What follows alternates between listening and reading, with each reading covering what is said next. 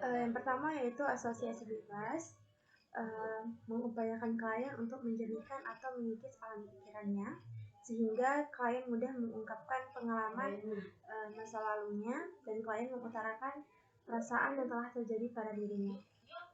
Yang kedua itu ada analisis mimpi.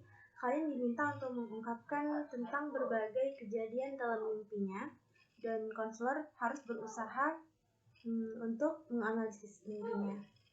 Yang ketiga itu interpretasi, yaitu mengungkap apa yang terkandung di balik apa yang telah dikatakan oleh klien, baik dalam asosiasi bebas, mimpi, resistensi, ataupun transferensi klien.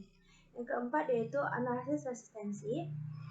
Resistensi yang artinya penolakan yang ditujukan untuk menyadarkan klien terhadap alasan-alasan terjadinya penolakannya. Yang kelima ada analisis transferensi yang artinya mengalihkan, bisa berupa perasaan dan harapan masa lalu. Klien diupayakan untuk menghidupkan kembali pengalaman dan konflik masa lalu terkait dengan kebencian ataupun kecemasan yang dialami oleh klien dan dibawa ke masa sekarang dan dilemparkan ataupun dialihkan kepada konselor. Penyebabnya Freudian memisahkan diri dari Freud seperti Alfred Adler dan Albert Ellis.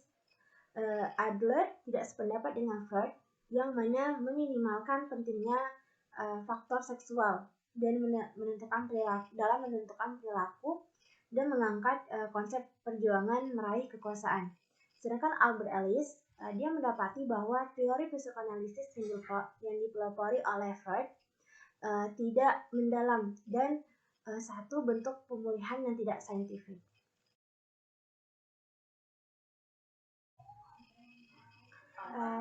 Eksperimen Pavlov mengenai classical conditioning menyimpulkan bahwa terdapat respon refleks terhadap stimulus yang alami. Namun, respon juga dapat dikondisikan menggunakan stimulus netral atau tidak terhubung dengan refleks atau respon alami. Sedangkan teori bioforestik, manusia memiliki sifat mekanistik dan akan merespon terhadap stimulus yang muncul dan kontrol terbatas. Eksperimen Pavlov dengan teori bioheuristik, yaitu jika dikaitkan keduanya maka dapat disimpulkan bahwa sama-sama memiliki respon yang dapat dikondisikan menggunakan stimulus yang muncul dan memberi refleks ataupun respon yang alami. Konsep dasar dari model konseling rasional emotif terapi yaitu berlandaskan asumsi bahwa manusia dilahirkan dengan potensi baik untuk berpikir rasional dan jujur maupun untuk berpikir irasional dan jahat. Selain itu, manusia juga memiliki kecenderungan untuk menghancurkan diri sendiri, menghindari pemikiran berlambat-lambat, menyesali kesalahan-kesalahan secara tak berkesudahan, dan serta menghindari pertumbuhan dan aktualisasi diri. Manusia juga memiliki kecenderungan untuk bertingkah laku disfungsional dan mencari berbagai cara untuk terlibat dalam sabotase diri sehingga berdampak pada rasa sakit yang ada dalam dirinya. Pendekatan ini menjelaskan bahwa pada dasarnya manusia merupakan makhluk yang memiliki sumber-sumber yang tidak terbatas untuk mencapai aktualisasi diri sehingga bisa mengubah ketentuan-ketentuan pribadi dan masyarakatnya. Dan pendekatan ini beranggapan bahwa pada dasarnya manusia tercipta sudah memiliki sifat lahiriah, yaitu bisa memenuhi keinginan-keinginan, tuntutan-tuntutan, ataupun hasrat dan kebutuhan-kebutuhan dalam hidupnya.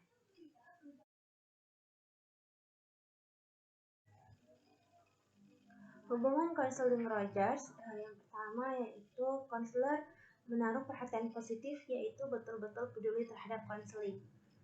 Yang kedua, konselor mengalami pemahaman secara empati terhadap ukhuwah internal dengan di mana konseling membentuk sifat atau keputusan untuk mengkomunikasikannya dengan konseling. Yang ketiga yaitu adanya unconditional positive regard dan memberikan pemahaman empatik kepada konselor terhadap konseli. Yang terakhir itu adanya persepsi konseli terhadap konselor positive regard dan pemahaman yang empatik. Sedangkan hubungan dalam konseli menurut Five Factor yaitu individual dan rahasia. Konseling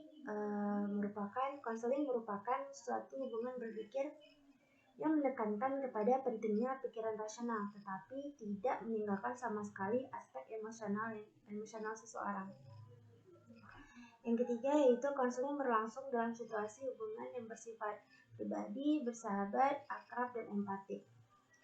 Yang terakhir yaitu menekankan pada martabatnya dan harga diri individu sebagai pribadi yang baik.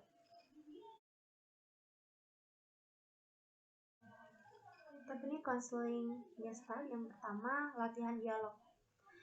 Latihan dialog, para konselor sangat memerhatikan kepada fungsi kepribadian, di mana dalam kepribadian terdapat bagian yang utama, yaitu kuda hitam atau top dog serta kambing hitam atau underdog.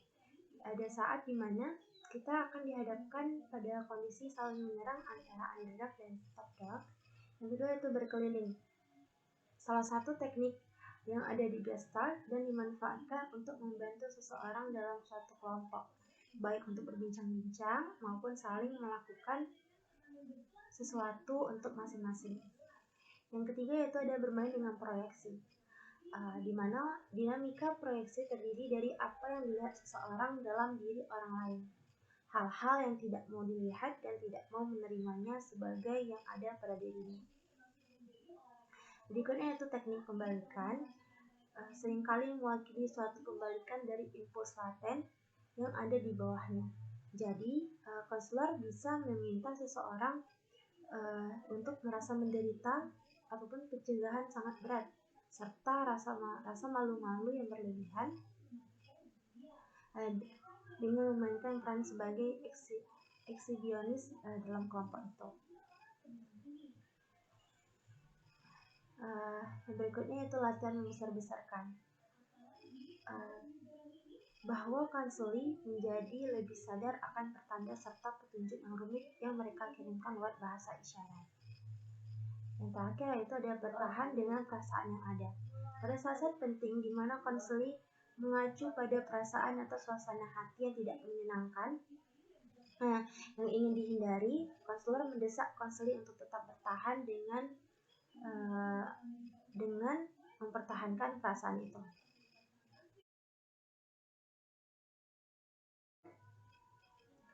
Tiga konsep utama yang menjadi dasar model konseling logoterapi. Yang pertama yaitu ada freedom of will, kebebasan berkeinginan. Kebebasan berkeinginan adalah ciri yang unik dari keberadaan pengalaman manusia. Manusia tidaklah bebas dari kondisi-kondisi biologi, psikologis, dan sosiologis, tetapi manusia berkebebasan untuk mengambil sikap terhadap kondisi-kondisi tersebut. Kebebasan dan bertanggung jawab untuk mengembangkan potensi yang dimiliki setiap manusia. Manusia berkehendak bebas untuk memilih berperilaku positif atau perilaku negatif dan bebas menentukan sikap untuk melawan atau lari dari keadaan. Kedua itu the meaning of life atau makna hidup. Hidup punya potensi untuk memiliki makna. Apapun kondisi atau masalah yang sedang dihadapi ataupun sedang dialami, bahkan dalam kondisi yang paling menyedihkan sekalipun, manusia memiliki kemampuan untuk mengubah aspek-aspek hidup yang negatif menjadi sesuatu yang positif. Yang ketiga itu the will of meaning atau keinginan akan makna. Keinginan akan makna mendorong manusia untuk melakukan berbagai kegiatan agar hidupnya dirasakan berarti dan berharga.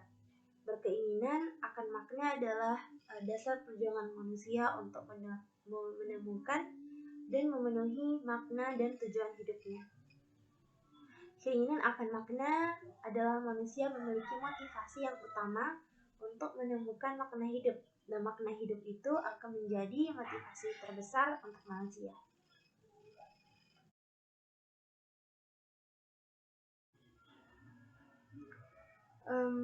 Judul makalah saya yaitu model konseling Pancawaskita. Pengertian Pancawaskita yaitu panca artinya adalah 5, sedangkan waskita merupakan kecerdasan, kekuatan, keterarahan, ketelitian, dan kearifbijaksanaan. Konsep dasar Pancawaskita, konseling Pancawaskita disingkat menjadi Kopasta. Kopasta merupakan salah satu bentuk pendekatan dalam konseling dengan memadu padankan teori konseling atau eklatrik. Kopasta menitik beratkan pada wawasan Pancawaskita. Pancawaskita itu sendiri mengintegritaskan 5 hal yang dapat dijadikan sebagai dasar untuk bisa menjadi konselor profesional dengan mengintegritaskan 5 faktor yang mempengaruhi perkembangan dan kehidupan individu, yaitu yang pertama Pancasila, yang kedua Pancadaya. Pancadaya itu terdiri dari daya takwa, daya cipta, daya rasa, daya karsa, dan daya karya. Yang ketiga Liharik, terdiri dari jasmaniah atau rohaniah, individual ataupun sosial, material ataupun spiritual, dunia akhirat, dan lokal ataupun global atau universal. Yang keempat yaitu Lika Ladu, yang terdiri dari gizi, pendidikan, sikap, dan perlakuan, budaya, kondisi insidental. Yang terakhir yaitu Masidu, terdiri dari rasa aman, kompetensi, aspirasi, semangat, dan penggunaan kesempatan. Tujuan konseling Pancawaskita yaitu terbangunnya gatra baru melalui pengungkapan analisis, pemaknaan secara tepat dan positif terhadap arti dari dalam atau ADD, kemudian arti dari luar atau ADL, kemudian keberadaan yang sedang ada atau KSA, serta pembinaan keberadaan yang sedang ada. Baru dengan memperhatikan keberadaan yang mungkin ada menjadi positif yang ada pada diri klien. Peran konselor dalam konseling Pancawaskita yaitu konselor mengarahkan usahanya kepada berbagai aspek pada diri klien yang menjadi fokus penggarapan oleh pendekatan konseling yang berbeda. Masalah klien yang mengemukakan dalam konseling dapat menyangkut satu atau lebih fokus beberapa pendekatan. Dalam proses investigasi dan interpretasi konselor dapat mengungkapkan fokus tersebut dengan sangkut paut masidunya. Dengan teknik yang tepat, konselor menyelenggarakan intervensi untuk mendorong masidu menjadi lebih positif, lebih jauh, sehingga diharapkan dapat memerdekakan dan membangun dirinya. Konselor dalam konseling Pancawaskita mengarahkan usahanya kepada berbagai aspek pada diri seseorang yang menjadi fokus penggarapan oleh pendekatan konseling seperti motivasi belajar rendah adalah Masidu adalah semangat yang layu dengan mengubah gatra lama menjadi gatra baru, yaitu munculnya semangat dalam belajar yang tinggi. Dalam proses investigasi dan interpretasi konselor dapat mengungkapkan fokus tersebut dengan sangkut paut masidunya dengan teknik yang tepat, serta mendorong masidu menjadi lebih positif. Lebih jauh, klien diharapkan dapat memerdekakan dan membangun dirinya.